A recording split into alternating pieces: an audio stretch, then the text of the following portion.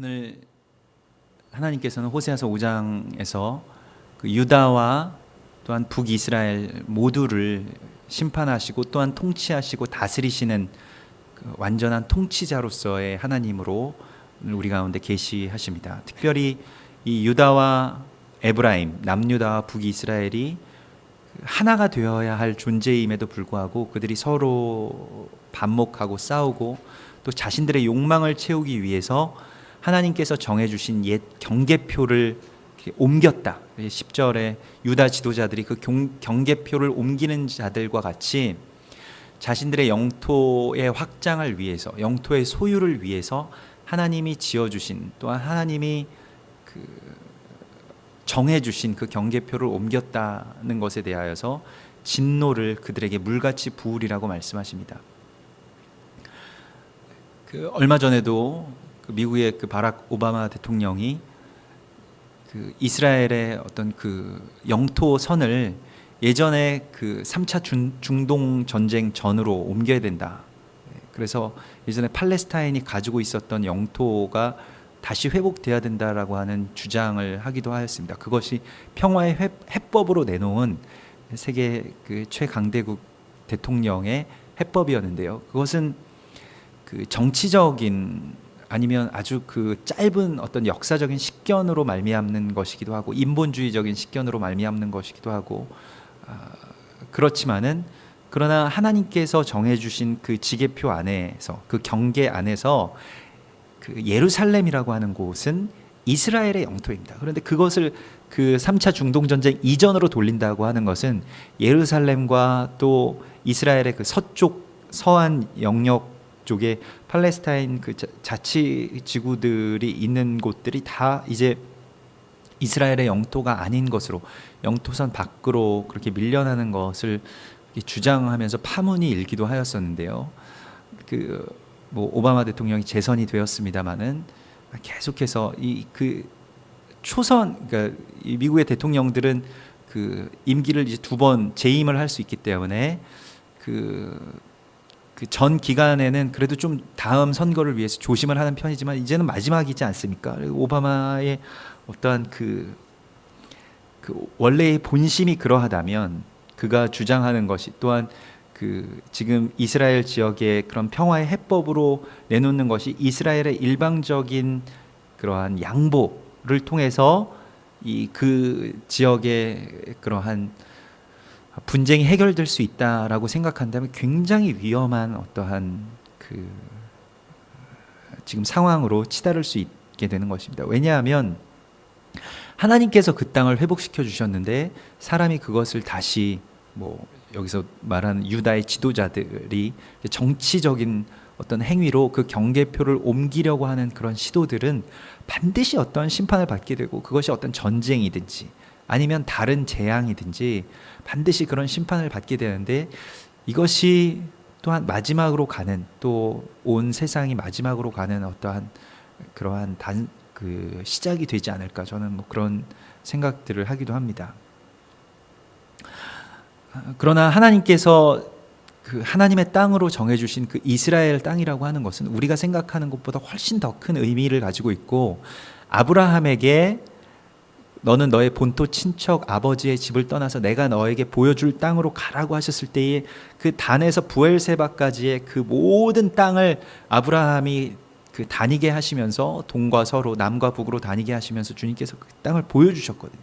근데 그 땅을 보여주신 이유는 아브라함의 소유로 주신 것이 아니고 하나님께서 하나님의 백성들 또한 아브라함의 자손들의 재단으로 보여주신 것입니다. 물론 대표적인 제단이 예루살렘 모리아산 위에 있는 아브라함이 이삭을 바쳤을 때 세워진 곳이 있지만은 베델도 또한 길갈도 세겜도 부엘세바도 다 그곳이 제단인 것입니다. 갈멜산도 그렇고 헐몬산도 그렇고 다 거대한 제단이죠. 그 제단으로 하나님의 사람들이 돌아와서 하나님께로 그 땅을 돌리는 것 그것이 바로 희년이고 그 희년의 나팔 소리가 불려진다라고 하는 것은 하나님의 평화의 때가 시작이 되는 것이고 또한 그것은 동시에 전쟁의 나팔이 불게 되는 것이죠. 왜냐하면 그 땅을 하나님께로 되돌리기 위해서 하나님께서는 그 땅을 전에 불법적으로 강점하고 있는 어떠한 세력으로부터 그 땅을 빼앗으실 것이기 때문입니다. 그래서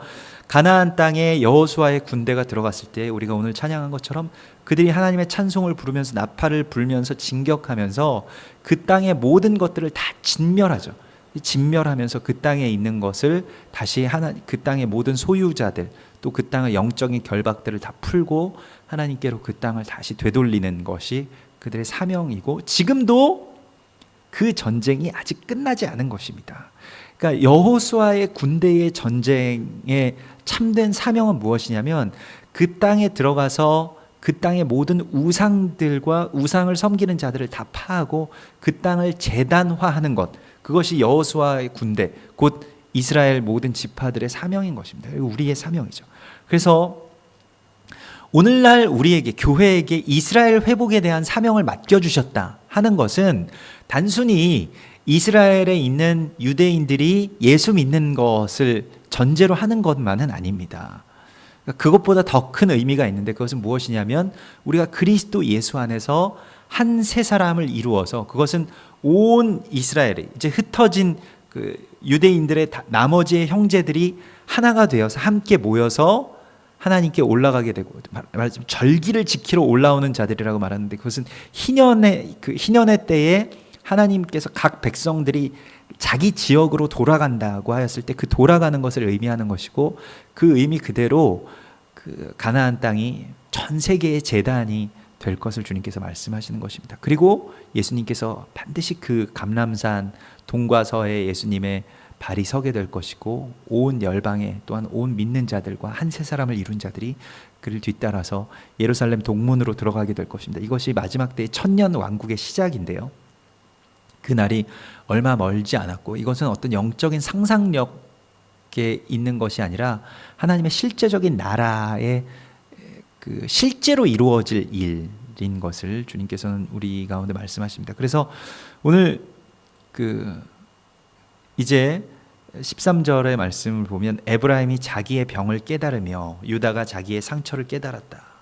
그래서 자기 병이 무엇인지, 자기의 상처가 무엇인지에 대해서 깨달았는데, 그런데 문제는 무엇이냐면 그들이 하나님께로 가지 않고 자기의 상처와 병에 대해서, 연약함에 대해서 깨달은 그들이 그것의 치료자인 하나님께로 가서 묻지 않고 아수르로 가서 야렙 왕에게 사람을 보내었다라고 나옵니다. 그래서 이 야렙 왕은 디글랏 빌레셀 왕과 같은 이름인데요. 근데 이 디글랏 빌레셀에게 사람을 보내어서 이것을 정치적으로 지금 해결하려고 했다는 것입니다. 그래서 지금도 이스라엘의 문제에 대하여서 그곳을 팔레스타인 문제가 해결돼야 된다라고 그렇게 생각하는 사람들은 이것을 정치적으로 계속해서 해결하려고 하고, 예전에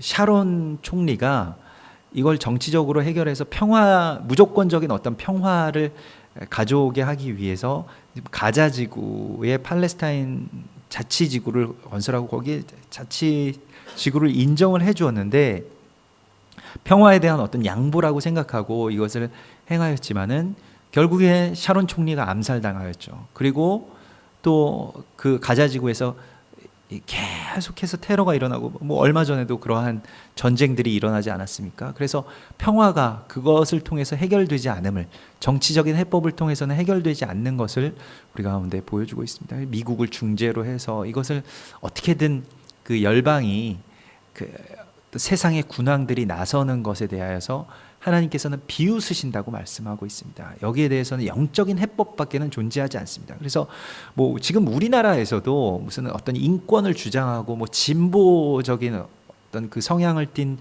그러한 단체들에서도 또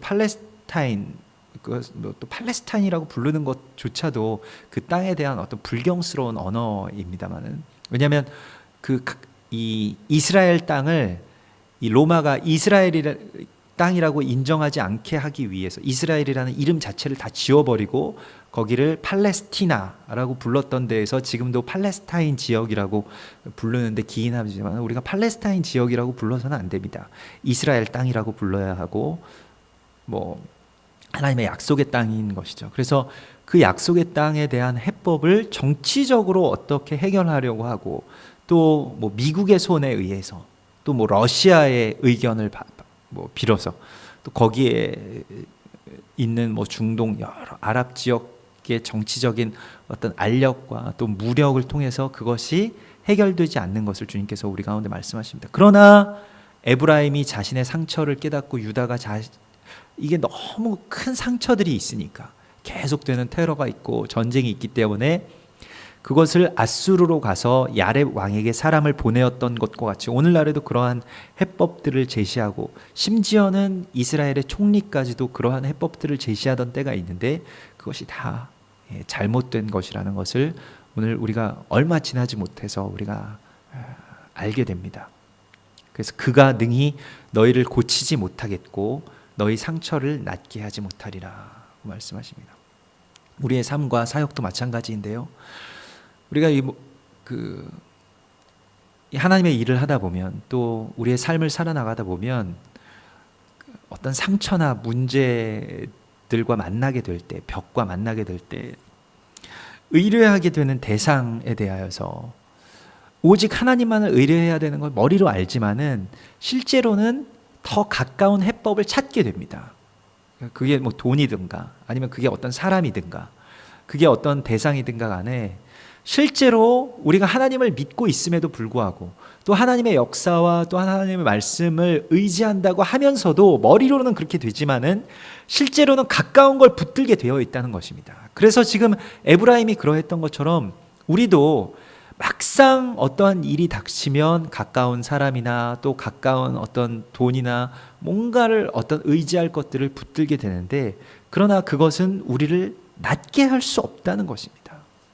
그래서 거기에 대해서 항상 우리가 깨어 있지 않으면 정말로 이러한 그 역사에 대해서, 지금 벌어지고 있는 역사와 또한 나의 삶과 연관시켜서 여기에서 항상 우리는 우리의 사역 가운데서 깨어 있어야만 할 것입니다. 하나님만 의지하겠습니다 라는 정말 전적인 의뢰라는 것이 얼마나 어려운지에 대해서 우리가 알아야 되고, 이것은 머리로 되는 것이 아니고 항상 주님 앞에 예배하고, 또 언제나 우리가 명심해야 되는 것은 무엇이냐면 하나님은 이 문제보다 크시다는 것입니다. 우리가 문제를 크게 생각하면, 문제가 나의 우선시 되면 그러면 하나님이 나중이 되기 때문에, 그런데 그렇게 되기가 너무나도 쉬워요. 왜냐하면 사건과 문제라는 것은 지금 나에게 바로 닥쳐 있는 일이고 하나님은 그 다음으로 밀리기가 너무나도 쉬운 것입니다. 그렇기 때문에 언제나 하나님께 예배해야 되고, 또한 우리가 모든 일의 우선순위를 분명히 해야 되는데, 이 문제는 하나님 다음의 일이라는 것입니다. 하나님의 역사 다음의 일이라는 것입니다. 평화가 하나님의 목적이 아니에요. 근데 만약에 이스라엘의 그 문제에 대한 해결이 평화다라고 생각하면 좋은 게 좋은 거니까 팔레스타인에게 다 모든 걸 내어주고 우리는 그냥 테러나 이런 위협이 없이 그냥 사이좋게 살자. 이거 참 좋은 말입니다만은, 인권과 뭐 그런 것에 의하여서 사이좋게 사는 건 좋은 일입니다만은, 그러나 하나님의 역사에 있어서 팔레스타인 사람과 평화롭게 사는 것이 첫 번째 일이 아닌 것입니다. 하나님의 나라가 회복되는 것이 첫 번째 일이에요. 그것을 우리가 잘 생각해야 되고, 이것을 해결한다라고 해서 내가 하나님의 뜻보다 앞서서는 안 된다는 것입니다. 만약에 전쟁이 닥치고 테러가 있고 폭발이 있고 그러한 일들이 있을 때에 우리가 잘 깨달아야 되는 것은 무엇이냐면, 지금 하나님은 어디를 향하고 계신가, 또 지금 하나님의 뜻은 무엇인가. 우리의 삶 가운데서도 좋은 일만 일어나는 것이 아니지 않습니까? 언제나 또 때때로 공격도 있고, 또 사단이 주는 어떠한 방해도 있을 것이고, 또 삶 가운데 고난도 일어나는데, 그러한 상황 가운데서 지금 이 문제만 해결되는 것이 전부가 아니라는 것을 우리가 알아야 됩니다. 하나님의 전체적인 뜻이 무엇인가, 이것을 볼 수 있는 큰 영적인 더 넓고 깊은 안목이 필요한데, 이것이 부족하면 항상 바람에 나는 겨와 같이 무슨 문제가 생기면 거기에 휩쓸려 갔다가, 뭐가 좋으면 또 뭐 좋다고 하더라도 나쁘면 또 확 넘어지고, 영적인 기복이 생긴다는 것이죠. 그러나 항상 우리가 생각해야 되는 것은 무엇이냐면, 그래서 인생 전체, 내 인생의 전체와 하나님 나라의 전체를 생각해야 되는 것입니다. 그래서 내가 어디까지 와 있고 하나님 나라가 지금 어느 지점까지 와 있기 때문에 이걸 크게 보지 않으면 전체의 싸움을 해나갈 수가 없는 것입니다. 우리가 뭐 바둑을 저도 둘 줄은 모릅니다만은 바둑이든 전쟁이든 다 똑같은 것인데 전체가 이기는 것이 목적이지 이거 아주 국지적인 것 하나를 이기는 걸로 해서 말 그대로 소탐 대실 하게 되면 안 되지 않겠습니까? 근데 이게 지금 이스라엘이 아수르에게 멸망하는 것이 무슨 의미인지에 대해서 이스라엘 백성들 깨닫질 못하고 있는 거예요. 선지자들은 그걸 알았습니다. 선지자들은 일의 결국엔 듣게 되었는데 결국 그것은 하나님의 지혜라는 것이에요. 하나님의 섭리라는 것입니다. 그래서 이스라엘이 멸망하게 되는 그 과정들 속에서 이스라엘이 물론 깨달아야 되는 것이 있고 또한 우리가 왜 멸망하는지에 대해서 알아야 하는 것이 있지만은 그러나 더 크게 보면 그들의 넘어짐이 온 열방의 풍성함이 되는 것, 온 열방의 구원의 열쇠가 되는 것이라는 것을 훗날에 이제 바울이 또한 예레미야 선지자가 깨닫고 거기에서 찬양을 하게 되죠. 하나님 정말 신실하시고 주님의 지혜는 우리가 어떻게 가늠할 수가 없는 것입니다 라는 것을 알게 되는데 그러나 오늘 이스라엘은 아수르로 가서 사람에게 이것을 의지하게 되지만은 결국에는 자기가 의지하려고 하는 아수르 왕에게 멸망하게 됩니다. 아주 아이러니한 일이죠. 내가 정말 이것만은 믿는다라고 했을 때 이것에 의해서 멸망하게 되는 것이 그 하나님의 역사입니다. 그래서 14절에 보면 내가 에브라임에게는 사자 같고 유다 족속에게는 젊은 사자 같으니 바로 내가 움켜갈지라 내가 탈취하여 갈지라도 건져낼 자가 없으리라. 그래서 우리가 하나님에 대하여서 그 메시아에 대한 그 이미지는 유다의 사자라는 말을 우리가 들어봤을 것입니다. 이스라엘에 가도 그 예루살렘에 가면 이 예루살렘의 어떤 그 마크가 사자 마크죠. 이 유다의 사자 마크인데 그 하나님께서 그 메시아의 두 얼굴을 우리 가운데 주셨는데 메시아는 어린 양으로서 우리 가운데 오셨고 또한 사자로서 우리 가운데 오셨습니다. 근데 우리 교회가 어린 양에 대한 이미지는 아주 충분하게 많이 있습니다. 주님이 우리를 위해서 죽으셨고 우리를 위해서 희생하시고 우리의 대속 제물이 되어 주셨다라는 것은 우리가 알고 있지만은 사자의 얼굴을 외면하고 있어요. 어린 양의 모습보다 사자의 얼굴로 우리 가운데 통치자, 영원한 권세, 그리고 그 어떠한 악과 권세도 우리를 빼앗아 갈 수 없게끔 우리를 움켜쥐시는 그 만왕의 왕으로서의 그 사자의 모습으로 우리 가운데 계시는 것을 우리가 알아야 됩니다. 그래서 우리가 정말로 우리를 통치하시는 분, 그리고 만왕의 왕이신 그 권세에 대해서, 주님의 권세에 대해서, 우리 예수 그리스도의 권세에 대해서 우리가 더 깊이 묵상하고 그 앞에 엎드리고 그를 의지해야 됩니다. 오늘날에 참 그 믿는 젊은이들도, 믿는 청년들도 정치에 대해서 관심을 기울이는 그 배경들을 보면 그것이 이 땅 가운데서 우리가 좀 더 솔직하게 생각해 봅시다. 이 땅 가운데서 이 나라를 통치하고 다스리고 역사를 주관하는 것이 오직 그리스도 예수라는 것에서 멀어지기 때문에 다른 어떤 사람, 다른 어떤 정치, 구호, 그런 것을 가지고 또 그런 어떤 다른 무브먼트를 통해서 시위나 SNS나 다른 것들을 통해서 정의를 실현할 수 있다라고 믿는 어떤 그러한 영적인 후퇴, 또 영적인 교만들이 우리의 또 믿는 청년들의 그 어떤 저의 가운데 있는 것을 우리가 다시 한번 우리 자신을 되돌아보고 그 사자의 얼굴을 우리 가운데 회복해야 됩니다. 주님은 우리의 사자이십니다. 그가 우리의 만왕의 왕이시고 우리를 통치하시는 분이십니다. 그래서 대통령이 누가 되건 또 정치 국회의원이 누가 되건 그 물론 중요한 일이지만은 그 권세를 하나님께서 부여하실 때 하나님의 어떤 계획 가운데 있겠지만은 그러나 우리는 그를 위해서 기도해야 할 자고 또한 오히려 우리가 그들을 축복해야 되는 사람임에도 불구하고 그들을 의지하려고 했던 것들이 있다면 거기에 대해서 회개해야 됩니다. 교회가 또한 교회가 어떤 교회들은 아주 그냥 보수적인 어떤 정치적으로 그래서 1번을 찍지 않으면 우리 성도가 아니다 이런 식으로 계속 사람들을 그렇게 성도들을 정치화하게 하고 보수화하게 하고 그렇게 좌로나 우로나 치우쳐서는 안 되는 것이 교회의 사명임에도 불구하고 우리 치우치지 않고 우리는 오직 예수님만을 붙들고 기도해야 되는, 그리고 그러한 권세가 분명히 예수 그리스도에게 있음에도 불구하고 우리가 그러한 것에서 쉽게 이탈해서 그거 다 어떤 강박과 그 불안에서 나오는 강박에서부터 비롯되는 것이거든요.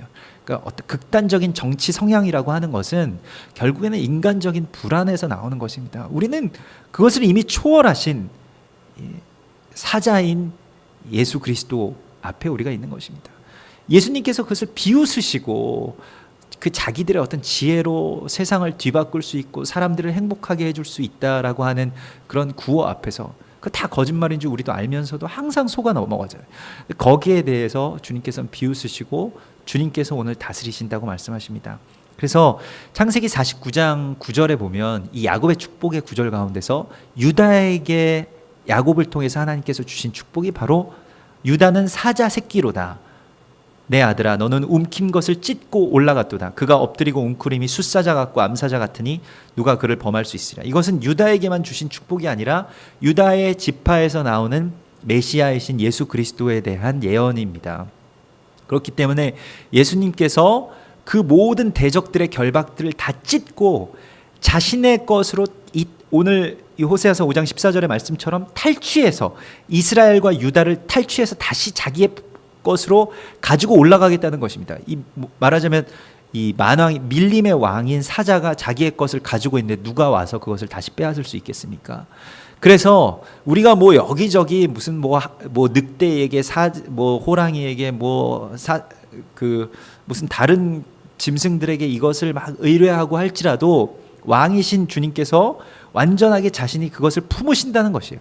이스라엘은 나의 것이라. 대한민국은 나의 것이다. 저 북한 땅은 내 것이다 라고 주님께서 선포하시면서 주님의 것으로 가져가실 때 누가 능히 그것을 빼앗아갈 수 있겠냐는 것입니다. 그러므로 주님께서 승리하실 것을 우리는 알고 거기에만 우리는 의뢰하는, 참으로 주님만을 의뢰하는 자가 되어야 할 것입니다. 계시록 5장 5절에서도 장로 중에 한 사람이 내게 말하되 울지 말라.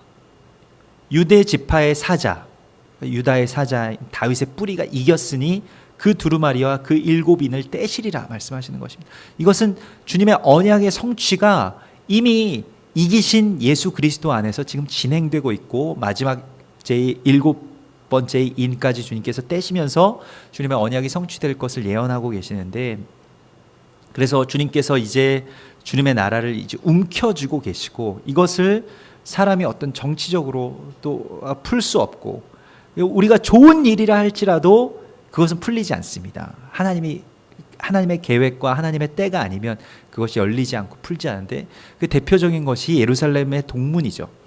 예루살렘 성의 그 동쪽 문을 열기 위해서 영국의 그 닫혀있던 그 문을 열기 위해서 그냥 어떤 영국의 장군이 그걸 그 중동 전쟁 전에 그걸 열자고 그렇게 열라고 명령했지만은 그것이 그 하나님의 계시를 받아서 그 명령을 이제 철회하게 됩니다.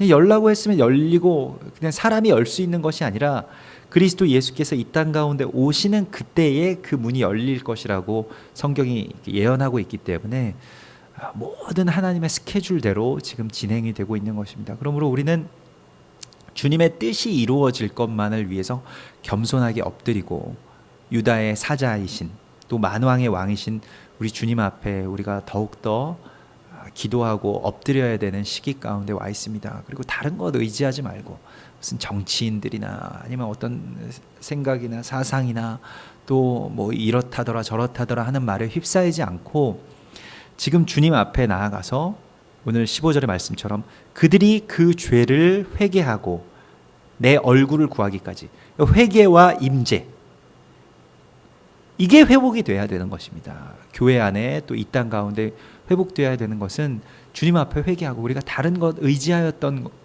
것들을 다 회개하고 이제 다시 주님의 얼굴을 구하는 것, 그 임재를 구하는 것. 우리가 주님만을 구할 때에 주님께서는 주님의 것들을 회복시켜 주시는데 뭐라고 말씀하십니까? 내가 내 곳으로 돌아가리라고 말씀하시고 그들이 고난 받을 때 나를 간절히 구하리라고 말씀하시면서 이 땅 가운데 휘몰아칠 많은 고난들을 주님께서 예고하고 계십니다.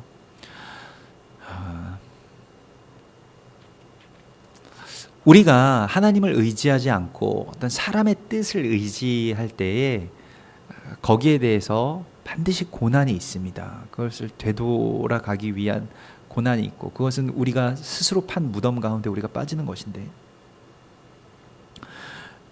어쩔 수 없는 선택이었다고 말할 수도 있겠지만은 그러나 우리가 이번에 그 팔레스타인이 유엔에서 옵저버 자격을 얻게 되고 준 국가의 자격을 얻게 되는데 그 대한민국이 이제 기권표를 던지지 않았습니까? 반대표를 던지지 못하고 기권을 하였는데 이러한 것들은 반드시 심판이 있습니다. 거기에 대해서 우리가 회개해야 되고 이거 누군가 정치인들 한 명이 잘못한 것이 아니라 나라 전체가 이것에 대한 분별이 없던 것에 대해서 회개해야 되는 것입니다. 그래서 우리가 언젠가는 또 팔레스타인을 정식 국가로 인정해 달라는 청원이 나오겠죠. 거기에 대해서 또 반대의 자리에 설 수 있도록 이스라엘의 편에 설 수 있도록 이거 이스라엘의 편에 서느냐 아니면 그렇지 않느냐 하는 것은 영적인 안목이 필요한 것인데 이것을 정치적으로 우리가 해결하고 또 국제적인 여론들을 보고 국내의 여론들을 이렇게 자세히 봐서 우리나라가 그 자리에 섰던 것인데 전혀 그럴 필요가 없었음에도 불구하고 그렇게 행하였던 것에 대하여서 우리가 회개해야 됩니다. 이거는 국익과도 상관이 없고 또 이것은 정치적으로 또 사람들의 어떤 여론과 상관없이 하나님의 뜻에 따라서 하나님의 뜻 안에서만 설 수 있도록 우리가 계속해서 기도하고 그 지혜를 구하여야 할 것입니다. 이건 정말 어려운 일이지만은 그러나 우리가 주님 말씀하신 대로 회개하고 또 주님의 임재를 구할 때 여기에서부터 또 교회에서부터 또 하나님의 공동체에서부터 하나님의 지혜로운 또 중보자들에게서부터 이러한 지혜가 나라 전체로 흘러 들어가지 못한 것에 대한 회개를 우리부터 해야 될 것입니다. 그리고 앞으로의 어쩌면 우리나라 많이 어려워질 수도 있어요. 그래서 거기에 대해서 작년에 일본이 팔레스타인 지지하는 쪽에 유엔에서 어떤 표결이 있었을 때 그 팔레스타인 지지 쪽으로 한번 표를 던진 적이 있었습니다. 그런 성명을 발표한 적이 있었고요. 일본 정부에서 그때 그 정부 자체가 다 사라지고 또 일본의 엄청난 그 쓰나미의 재앙도 그 시기에 있었던 것을 중보자들은 그것과 또 어떤 연결들을 느끼고 있습니다. 이게 꼭 그렇다, 그게 심판이다 이렇게 말하는 것은 또 하나님의 섭리 안에서 이루어진 일이기 때문에 우리가 뭐라고 말할 수는 없겠습니다만은 그러나 우리도 지금 앞으로의 이제 시대 또 새롭게 열리는 새 정부의 시대 가운데 많이 준비를 해야 될 것 같습니다. 그리고 많이 깨어서 기도해야 할 것입니다. 그래서 주님 앞에만 엎드릴 수 있도록 또 이 나라가 그러한 깊은 회개와 또 부흥의 역사 가운데로 다시 돌아올 수 있도록 우리가 계속해서 깨어서 기도해야 할 것입니다. 우리가 지금 여기에서 기도하는 것이 또한 예배하는 것이 그렇기 때문에 중요한 것입니다. 모든 물의 흐름들이 다 막히고 샘의 근원들이 막혀가는 때에 그 샘에 매일매일 그래도 한 방울 두 방울씩 떨어지는 그 물줄기가 어느새 큰 강을 이루게 되는 그리고 큰 바다를 이루게 되는 그 날을 우리가 소망하면서 나가야 할 것입니다. 같이 기도하겠습니다.